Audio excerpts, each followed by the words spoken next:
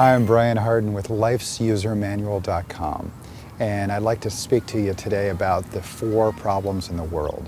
There's a group called the Alliance for New Humanity that came together around the year 2000, and they wrote down all the problems of the world. And they put those problems into categories, and they put the categories into categories until they came up with these 4 problems in the world.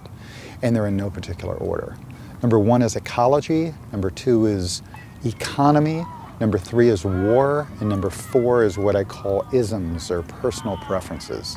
So to go over those, ecology, that we're messing up the planet and we're not replenishing it. We're not giving it back what it needs to continue growing at a rate that we want to consume it. And we're taking old growth forests and cutting them down. We're throwing plastic that takes 400 years to decay. We're just throwing that into the ground or into the ocean, and it's messing up our wildlife. It's messing up the water itself and other things.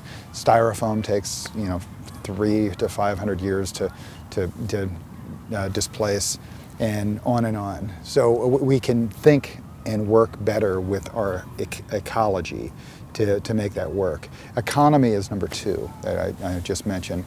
And our economy is based on this thing called fractional reserve banking, which is infinite debt. Again, another infinite thing. And it creates the entire world being in debt. We're supposedly like over $25 trillion in debt, or $40 trillion in debt if you add up all the debt in the world. And who are they in debt to? No one. The bankers. It's all digits. And the way fractional reserve banking works is it's set up on a system that's always in debt. And the only one making money the money's imaginary. And the only one making money are the bankers.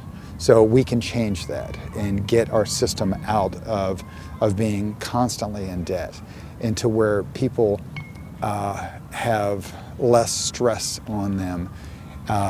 Of course, we also have a 40-hour work week that we're enslaved to too, which is kind of odd because we've got a whole system now where we can have robots fixing, creating our food for us, growing things and other, checking people in and out and so on. And less and less do we all need to be working 40 hours a week at some menial job where in our lifetime, I'm sure we'll have it so that things are more automated and we'll have more time to work on spiritual matters instead of physical matters. And that's what I would like to see as for society. So ecology, economy.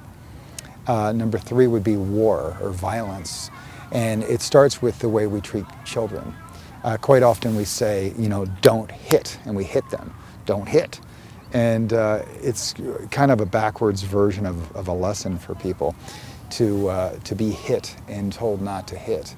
And we act that way with governments too. As governments, we actually bomb countries because they might have a bomb. We invade countries because we're in fear of something. And so all that type of mentality, thinking fight or flight and so on, has to be changed. Violence doesn't create peace.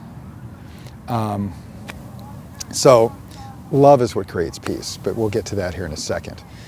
So ecology, economy, war, or violence.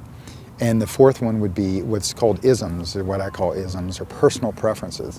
It's where I think that my God is better than your God, or my skin color is better than yours, or my country's better than yours, or my sexual preference is better than yours.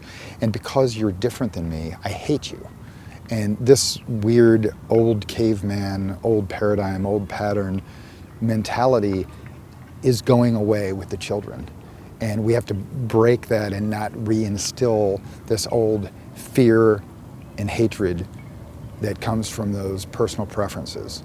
So what all those are caused by are typically things like fear, ignorance, greed, and then these patterns of old. And so what overcomes fear, ignorance, greed, and patterns of old, what overcomes that is generally ethics. And ethics aren't like morals. Morals come from your head. Ethics come from your heart. You feel them. You know the right from not here, but you know the right and wrong from your heart. And so ethically, we have to come together and unify and overcome our patterns of fear, ignorance, greed, and these patterns of old. And as humanity, that's what I believe we're doing. We are shifting from this me mentality of mind and ego to this heart-based society where we actually give and care for one another and work better as a community. And this is part of the shift of elevation of consciousness and part of what's going on throughout the planet. And it doesn't matter who you are or where you are, you're being affected by this type of thinking. The new kids coming in are feeling that this is the truth. Instead of, I am what I think, it's I am what I feel. So join in on the evolution of consciousness, feel more, think less, get out of your ego, get out of your judgment. When Jesus said, don't judge, he meant it. And it's don't judge yourself, don't judge anybody else. It just brings misery. So a lot of this has to do with judgment. So evolution has to do with judgment. Don't judge. Take care.